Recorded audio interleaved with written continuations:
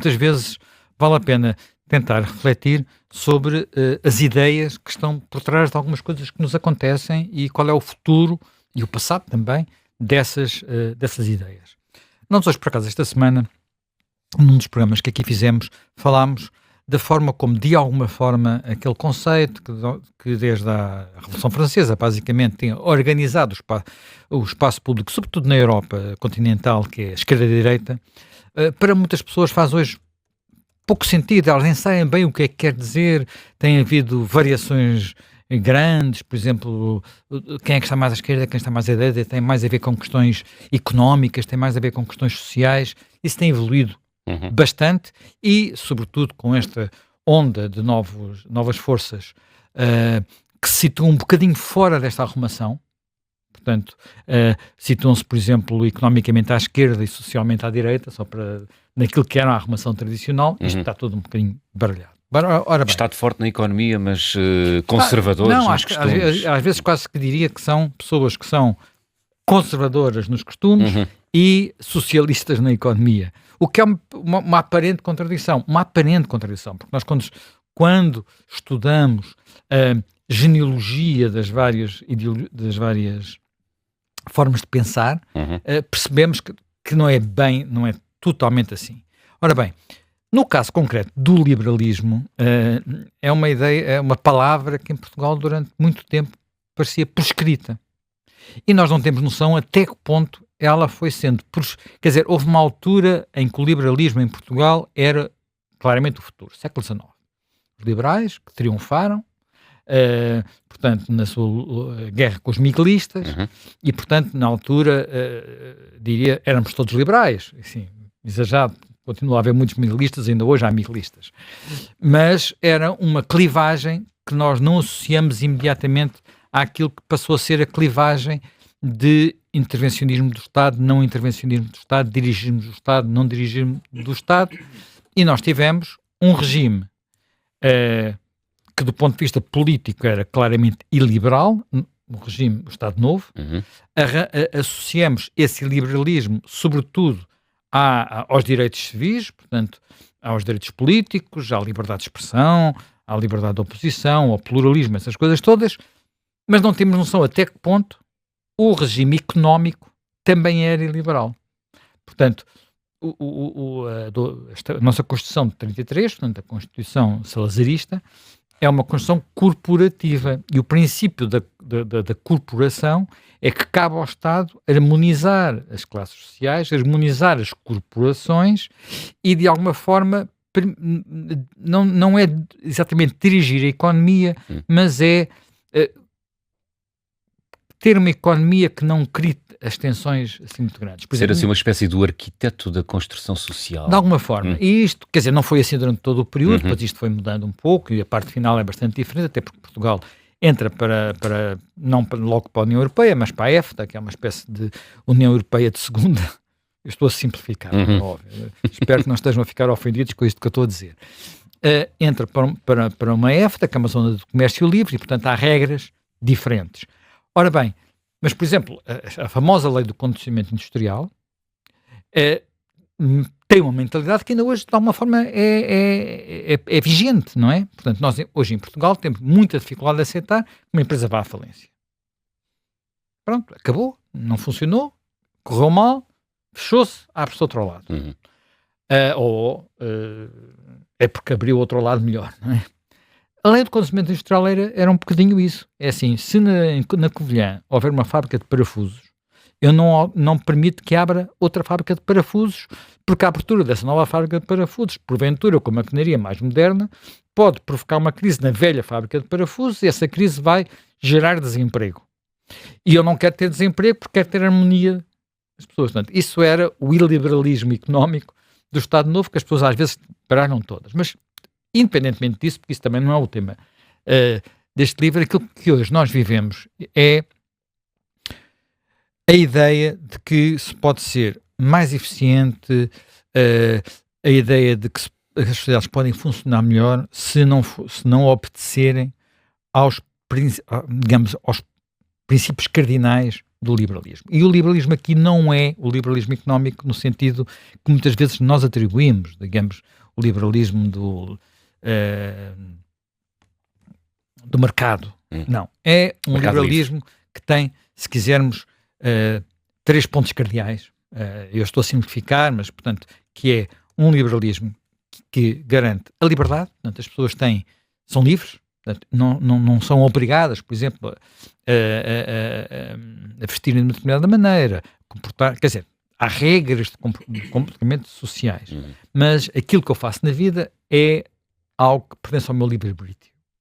Há uma liberdade de expressão, de movimentos, essas coisas todas. Há pluralismo, portanto, este princípio é muito importante, quer dizer, não há ideia de que, por exemplo, só pode haver uma religião, que é um princípio que foi vigente, ainda hoje é vigente, em alguns países teocráticos, não é? Portanto, e finalmente há algo que também parece uma coisa simples, mas não é simples, que é o chamado império da lei, rule of law, como dizem os britânicos, basicamente é assim, seja eu rico ou pobre, a lei é a mesma para os dois, quer dizer, eu sou rico, não posso de repente conduzir pela esquerda, tenho que conduzir pela direita, não posso também abusar do meu poder, a lei é igual para todos, sobretudo é igual também para quem nos governa. Portanto, os governantes não são senhores absolutos do poder. Governantes e governados são iguais perante a lei. Limitado. Estes princípios não são exatamente princípios, digamos, neste momento universais. Nós sabemos que, por exemplo, há países onde não há pluralismo, países onde não há liberdade de expressão, de reunião, de associação. Há países onde, digamos, as leis são instrumentalizadas pelo poder político e da forma que entenderem. Quer dizer, eu recordo-me, por exemplo, que a Constituição formalmente mais livre do mundo, em termos do que estava escrito, na certa altura dizia-se que era a Constituição da União Soviética, e ela não impediu o Stalin de fazer as purgas todas que ele entendeu fazer, porque uma coisa era o que estava escrito formalmente ali, outra coisa era a prática. E o mesmo se passava. A palavra liberdade, por exemplo, está em todo lado. Até os nazis falavam de liberdade. Até os comunistas falavam de liberdade. Portanto, está em todo lado. Agora, o problema é saber como é que isto se aplica na prática. E isto é uma ideia antiga, que nós podemos ir muito para trás, mas nós, quando começamos a falar de liberalismo e de liberalismo político, isto não tem assim tantos anos como isso. Podemos discutir se tem 500 anos, se tem 250 anos, pronto, mas não tem assim tantos anos como isso, e verdadeiramente tem importância. Isto é muito claro, aqui começa a ter importância a partir do século XIX para cá. E, como eu disse, não tem a ver só com o modelo económico, pode haver vários modelos económicos dentro vários modelos ou várias opções, evidente que há limites para isso, não é? Por exemplo, todos os liberalismos consagram o direito de propriedade. Por exemplo, não há liberalismo que diga não há direito de propriedade. Agora, há muitas variantes aqui e, de facto, aliás, neste livro do Miguel, logo no início, logo no princípio, ele faz um pequeno quadro, tenho aqui marcado, um pequeno quadro em que distingue o liberalismo utilitarista, que é o inicial, portanto, John Stuart Mill, por exemplo, depois o perfeccionista, clássico, imperialista, o libertarianismo. Libertarianismo é uma coisa, não há é quase anarquia. Quase anarquia.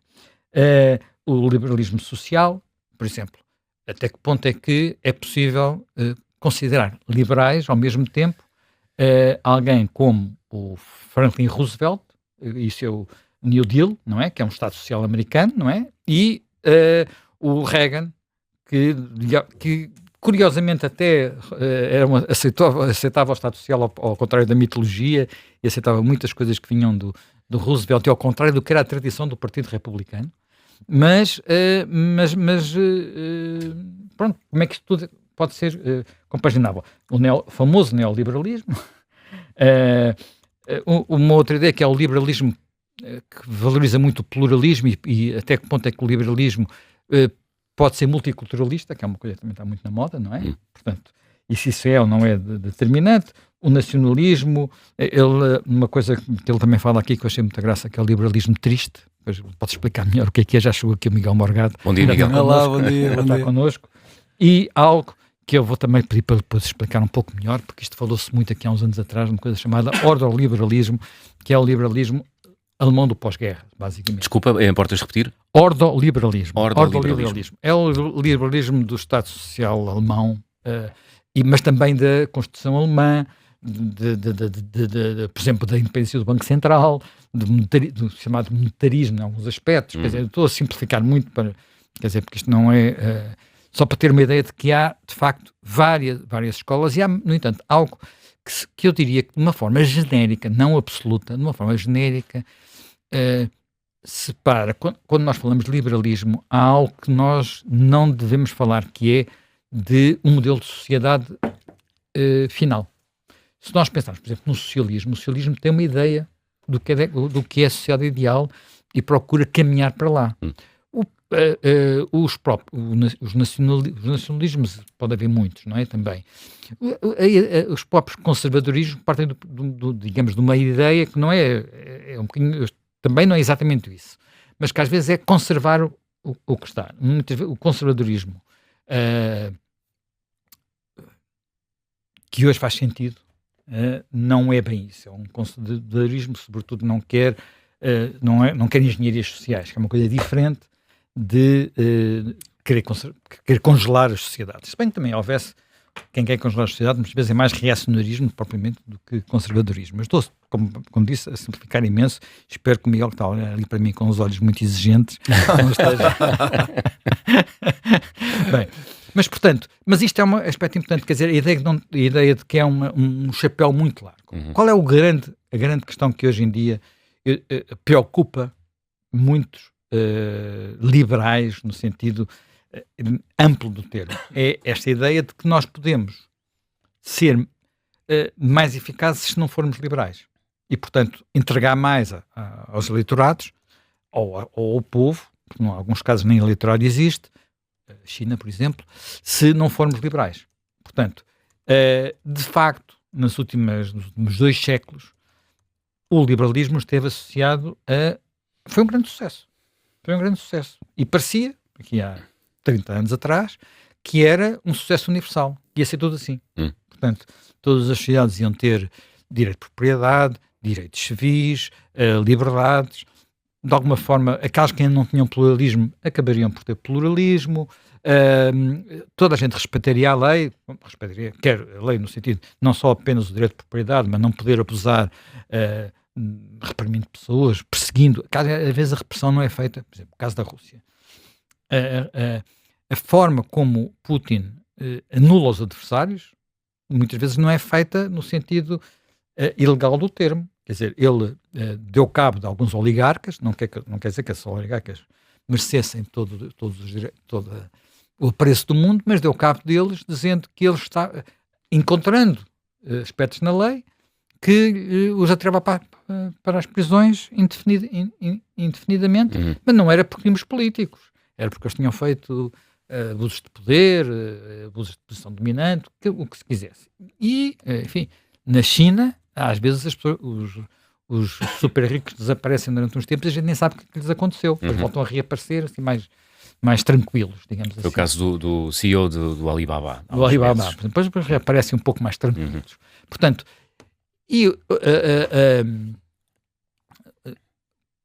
começamos a chegar a um ponto em que há políticos, até na própria Europa, que dizem isto funciona melhor se for iliberal. Portanto, democracia, sim senhor, a democracia não é a mesma coisa que um regime democrático, não é obrigatoriamente um regime liberal.